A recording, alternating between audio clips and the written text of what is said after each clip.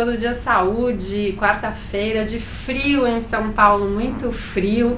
Eu prefiro o sol azul, mas faz parte da natureza, os ciclos altos e baixos, dias de sol, dias de chuva, e cá estamos outra vez ao vivo na Clique TV, Todo Dia Saúde começando. Sustentabilidade é um tema importante, atual, a gente precisa saber cada vez mais sobre sustentabilidade. E para isso nós temos aqui o Fabiano Facó, né, presidente e proprietário da Habitante Verde, seja bem-vindo. Arandi, obrigado pelo convite e parabéns pelo teu programa, pela Clique TV, está abrindo a porta para poder falar desse tema. Mas isso é importantíssimo, precisamos falar muito sobre esse tema. Seja bem-vindo. Obrigado. No segundo bloco nós teremos a Lina. Você sabe a importância sobre a farmácia de manipulação e os medicamentos manipulados? Totalmente diferente de uma drogaria convencional. No segundo bloco nós vamos esclarecer muitas dúvidas a respeito disso. Mas para começar, eu quero saber mais sobre este habitante verde que está aqui do meu lado, Fabiano Facó. Mais uma vez, seja bem-vindo. E vamos falar sobre um tema muito importante hoje, que é a sustentabilidade. E para começar, a perguntinha básica que eu gostaria de saber, na visão do Fabiano Facó, o que é sustentabilidade? Sustentabilidade, Arandi, é um desafio para a sociedade como um todo, nós como cidadãos, as empresas e o governo, em transformarem a sua maneira de se relacionar com os ativos, como água, energia, solo, resíduos e matéria-prima, para que a gente possa fazer um uso racional desses recursos que hoje já deram sinais que não suportam a maneira como o ser humano está lidando com eles. Nossa, estamos vivendo um momento crítico onde a natureza está no limite. E eu acredito que a humanidade também deveria estar acompanhando este movimento da natureza, esses sinais que estão sendo emitidos de que os seres humanos estão fazendo mau uso dos recursos naturais, né, sem se preocupar em como repor ou compensar tudo aquilo que está sendo usado. A gente precisa de viver, precisa de energia elétrica, precisa produzir alimentos, mas precisa consumir, mas a que custo? Como? Qual a melhor maneira? Estamos no ano de 2011, estamos aí com bastante tecnologia, bastante ciência já desenvolvida, e mesmo assim ainda eu vejo recursos muito pobres em relação a esse cuidado com a natureza. E a Habitante Verde é uma empresa que trabalha com isso. Como é a Habitante Verde? Como ela trabalha? Como ela surgiu? Eu vou contar um pouquinho da minha carreira profissional. Eu trabalhei 13 anos na IBM, entrei como assistente técnico e saí como gerente de implantação e satisfação do cliente. Depois eu fui para a AT&T, entrei lá com essa mesma função de gerente de implantação e deixei a empresa no final de 2005 e início de 2006 como diretor de relacionamento com as operadoras. Ou seja, a minha vivência profissional ela é essencialmente de multinacional, de muito processo, de muita governança, de muito pragmatismo. Um detalhe importante que faz um link com a Habitante Verde. Nessas duas passagens, tanto na IBM como na AT&T, eu passei por processos de transformações dos negócios dessas empresas. A IBM nasceu como uma empresa de caixa, vendedora de hardware, foi o maior vendedor de hardware no mundo inteiro. Para que ela pudesse se perpetuar nesse mercado de tecnologia, ela teve que se transformar na maior empresa de prestação de serviços também do planeta. E eu estava lá, junto com outros colegas que passaram por esse processo de reengenharia, de transformação dos processos na IBM. Na AT&T foi a mesma coisa. A AT&T era uma empresa tradicional de fio de telefonia fixa, do nosso telefone que a gente tem em casa, e ela se transformou hoje na maior empresa global de prestação de serviços de telecomunicações. O que eu quero dizer com isso? Que a experiência adquirida em transformar processos está me ajudando a realizar o trabalho de inserir a competência da sustentabilidade na estratégia das empresas. É fundamental, foram 19 anos trabalhando em multinacionais. É muita coisa que você aprendeu para aprender a lidar com essa inserção da sustentabilidade dentro das empresas, que é isso que a Habitante Verde faz. Nesse período ainda não se falava em sustentabilidade, mas você adquiriu tecnologias e ferramentas para poder você aplicar transformações em processos. e principalmente nas pessoas, que são o ativo mais importante das empresas, e é com elas que nós trabalhamos hoje para poder a sustentabilidade permear numa empresa, nos processos de negócio dessa empresa, desde que ela faça parte da estratégia dessa companhia. A gente pode dizer que, na verdade, a consciência humana seria a raiz de atitudes e hábitos sustentáveis, assim? Olha, a consciência humana ela ajudou pouco o planeta. Ajudou pouco, mas assim, a consciência que eu digo é as pessoas tomarem consciência da importância... No caso de uma empresa, você tem práticas que você tem que executar dessa empresa. Você tem o teu manual de comportamento ali dentro e você tem, nas grandes corporações, metas a serem cumpridas. Metas tangíveis, que você pode mensurar. Metas que você pode qualificar e você pode quantificar. Então, se você tem consciência ou não de ordem pessoal, quando você está ali trabalhando, você tem que atender a expectativa daquela empresa. Porque se a gente fosse, de novo, depender da consciência humana, a gente não estava tendo que resolver o problema da sustentabilidade, junto com o problema da segurança, da educação, da economia e todas as outras coisas que permanecem aí. Eu entendi a sua colocação, porque muitas vezes a gente tem a consciência, mas não pratica. Então, a gente tem a teoria, mas na prática, quando a gente vai ver outra coisa. E isso segue para tudo na vida, né? Compartilhe com essa tua reflexão. Uma coisa é a consciência, outra coisa é a execução. Difícil fazer. Exato. Mas é preciso fazer. Então, para isso a gente trouxe o Fabiano Facó aqui, porque o Todo Dia Saúde é um programa que se preocupa com saúde em todos os aspectos. Então, além de cuidar da sua saúde física, mental, emocional, espiritual, é preciso cuidar da sua saúde ambiental. Isso, hoje você está cuidando da saúde do planeta. Isso. E, gente, o planeta é muito precioso, é onde a gente vive, onde a gente cresce, onde a gente morre também, onde gerações de gerações vêm chegando e vão saindo.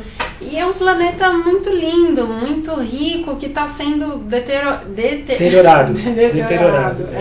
Eu vi uma vez um documentário lindíssimo, eu não sei se você viu, chamado Terra.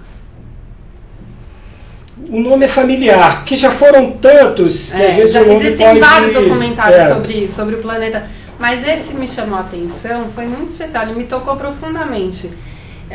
Ele tem imagens do planeta, do sistema, assim, lugares que você nunca imaginou que pudessem existir. E aí você olha para aqueles lugares e fala, meu Deus, isso é muito lindo, isso é muito especial, não pode acabar, não pode ser maltratado. E, no entanto, né, o ser humano está aí, desgastando, usando e fazendo todo esse mau uso. Então, é importante falar sobre isso. Eu agradeço mesmo você estar aqui compartilhando esse conteúdo com a gente.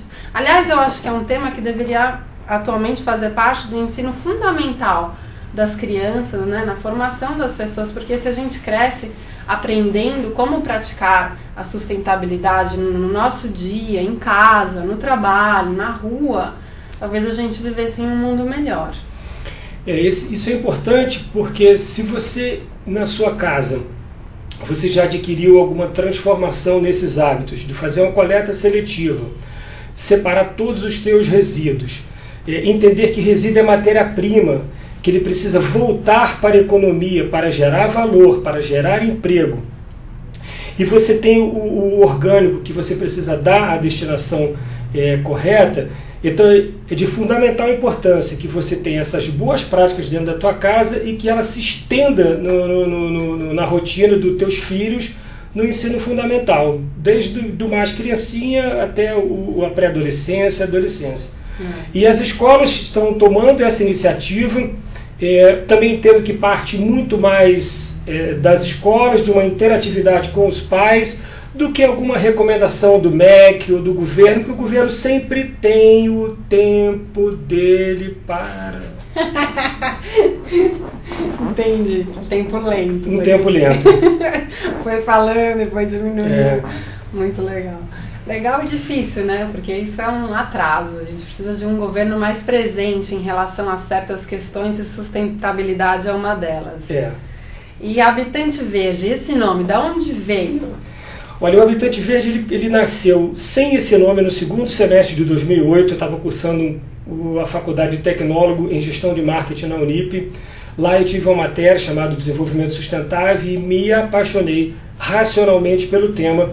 E ali eu comecei a ter um insight de querer trabalhar com esta competência mas convicto que isso eu iria exercer nas empresas, face eu ter essa limitação de ter trabalhado somente em 2 grandes multinacionais e os meus processos mentais estarem já preparados e prontos para poder lidar com esse mundo corporativo. Eu, em 2009, fui procurar um MBA de Gestão Ambiental e Práticas de Sustentabilidade, escolhi do Instituto Mauá de Tecnologia, terminei as matérias em dezembro de 2010, estou em processo de fazer a monografia, que não é fácil, você tem que escrever, você tem que ler muito e... Tem que reciclar os neurônios. Você tem que... A reciclagem do neurônio é até mais fácil, o problema é você parar para poder botar isso no papel. Mas eu vou conseguir. E também em 2010 eu fiz um curso na Fundação Getúlio Vargas que já foi específico sobre mudança climática, governança corporativa em mudanças climáticas, os efeitos que os gases de efeito estufa estão fazendo no planeta, o que as empresas, que são os grandes atores, já estão trabalhando para poder reverter e lidar com esses gases emitidos por elas. Então, em 2009, eu escrevi um artigo chamado Quem é o Habitante Verde? Nesse artigo eu coloquei desafios para os meus diversos personagens. Como pai em casa, o que eu iria transformar, como é que eu iria inserir essa nova atitude na educação dos meus filhos, como é que eu iria trabalhar isso profissionalmente, como é que eu iria me desenvolver para poder levar esse tipo de trabalho para empresas que ainda não tinham começado a trabalhar com essa competência. Então daí nasceu o Habitante Verde, que nada mais é um conceito. As empresas precisam ter os seus habitantes verdes dentro dela, do cargo da presidência até todo o restante da organização, inclusive os seus fornecedores, para que ela possa apresentar esse tipo de atributo. E nos nossos lares também precisamos ter o nosso habitante verde dentro da gente, que vai estar aprendendo essa nova maneira de lidar com esses recursos cada vez mais escassos. Totalmente. Você trabalhou recentemente, colaborou com a construção de um shopping no Pará. Isso. É o Unique Shopping Paraupebas. Como é que vai? Ninguém consegue falar esse nome de primeira vista, então não fique desconfortável. Falei, opa, tenho certeza que agora eu vou me atrapalhar. Parauapebas. Parauapebas. Era de uma cidade no sul do Pará e ela vem crescendo avassaladoramente como consequência de uma planta da Vale do Rio Doce que está ali perto. O nome do meu cliente se chama Urban Commercial Properties, ela é uma desenvolvedora de shopping centers e nós começamos a fazer um trabalho para inserir a sustentabilidade na estratégia da empresa, ou seja, isso precisa estar na agenda do presidente, isso precisa estar nos objetivos profissionais da sua primeira linha de reporte, ou seus vice-presidentes, ou a sua diretoria. E para que isso aconteça na prática, nós mapeamos os 4 principais processos relacionados a um shopping center, que é prospecção de um terreno, planejamento daquele empreendimento, o desenvolvimento, que é a sequência de comercialização e a construção arquitetônica e física do prédio, ou seja, colocar ele em pé.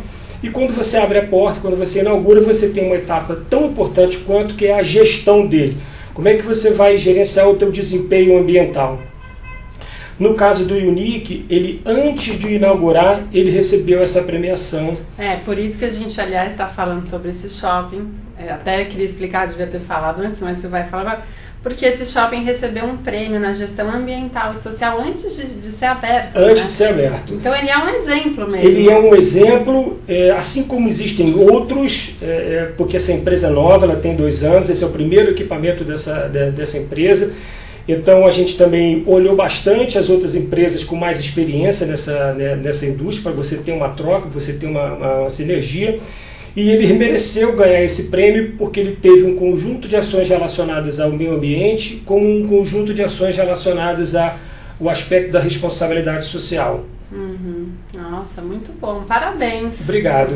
E obrigado e parabéns também à empresa e à equipe que participou. E ele está lá funcionando. Ele está lá funcionando, ele foi inaugurado em maio e nós temos um trabalho agora muito grande de implementar a gestão ambiental nesse momento de operação dele. Como é que ele vai estar lidando, como é que ele vai estar gerenciando a relação dele com água, com energia, com os gases de efeito estufa, com a coleta seletiva de todo tipo de resíduo que é gerado no shopping center, porque ele é gerado pelo lojista, ele é gerado pela gente que frequenta o shopping, ele é gerado pelos fornecedores, pelos prestadores de serviço. Então agora a gente tem uma outra etapa, que é a etapa de gestão, para implementar esses procedimentos, essas métricas. E é bastante trabalho, hein? É bastante trabalho. E a gente estava falando aqui que é impossível ter uma empresa 100% sustentável. Mas quantos por cento sustentável é o shopping? Esse shopping, no caso? Eu hoje não tenho comigo números para poder mensurar esse percentual.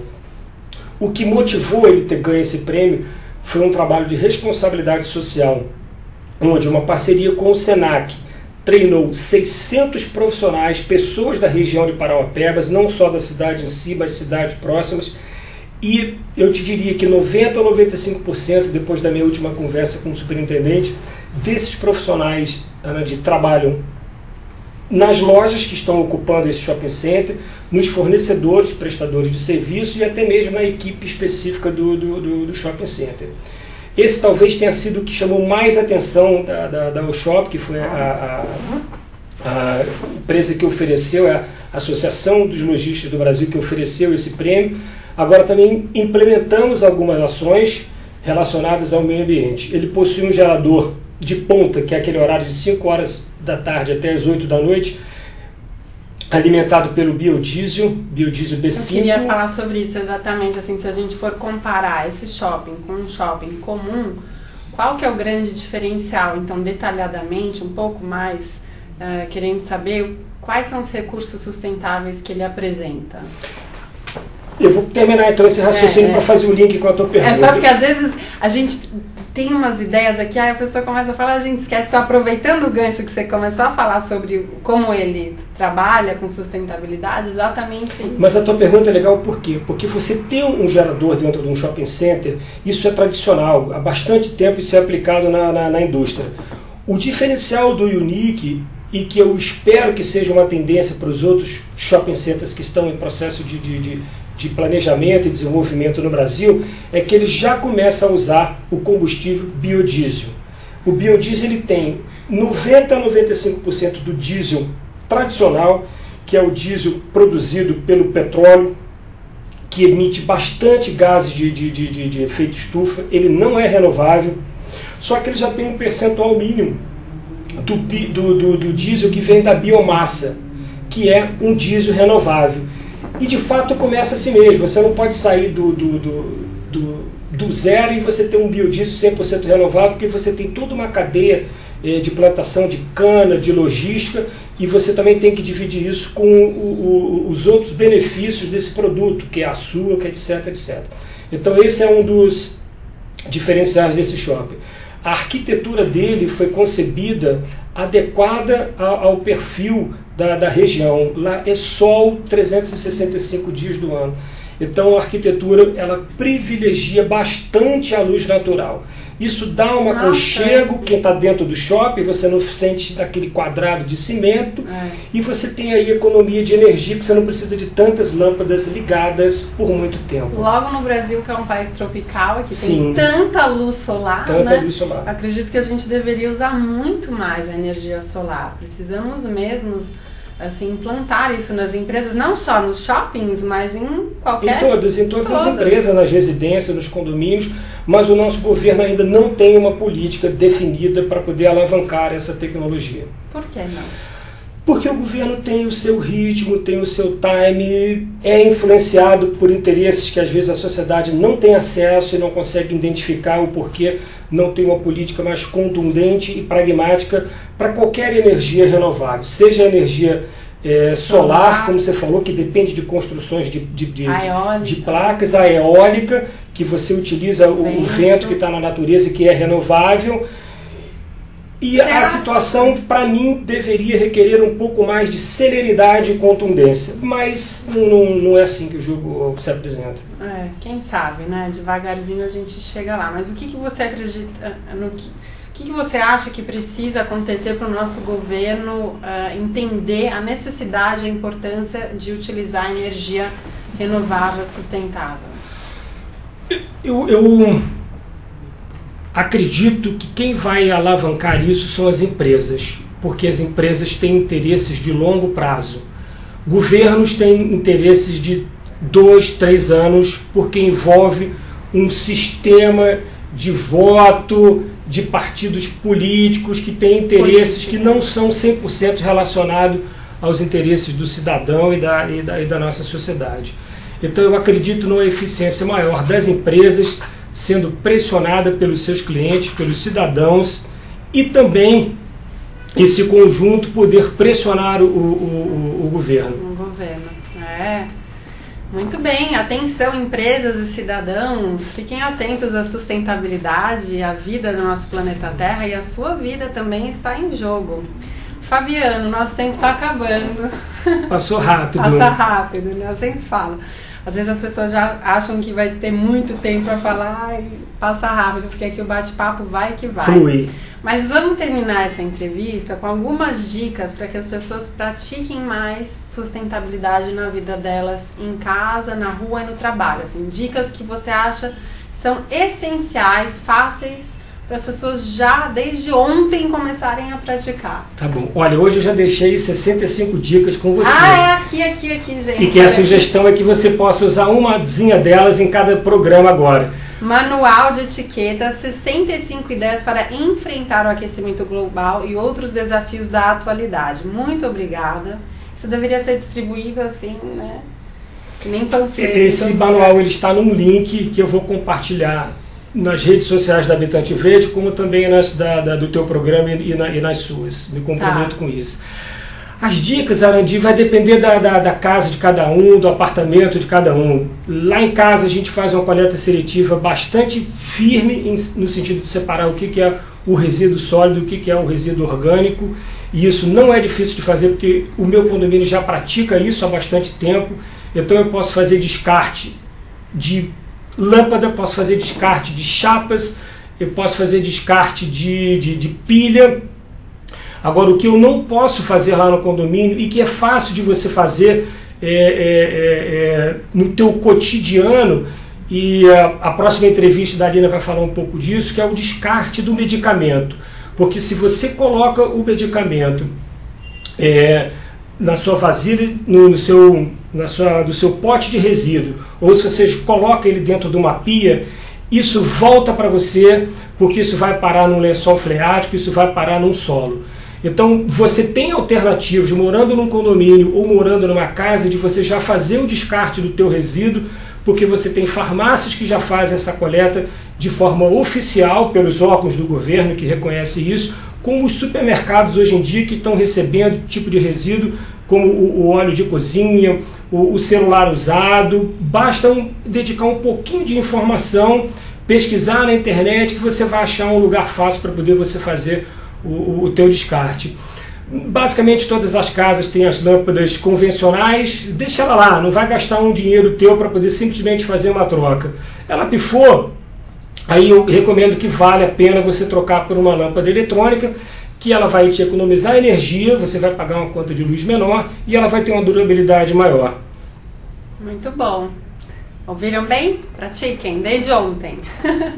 Quer deixar o seu contato pra gente? Quero agradecer de novo, quero torcer para que a Clique TV incentive o teu programa e todos os outros a abordarem o tema da sustentabilidade, porque ela é uma competência que permeia todos os processos de negócios, e tem que ter a coragem que você teve, porque às vezes as pessoas imaginam que sustentabilidade tem que estar num programa. Não, ela tem que estar em todos os programas. Todos os programas. E o meu contato é contato@habitanteverde.com, e eu tenho um espaço na internet onde eu descrevo e compartilho essa minha transição profissional para essa nova atividade, chamado habitanteverde.com.br.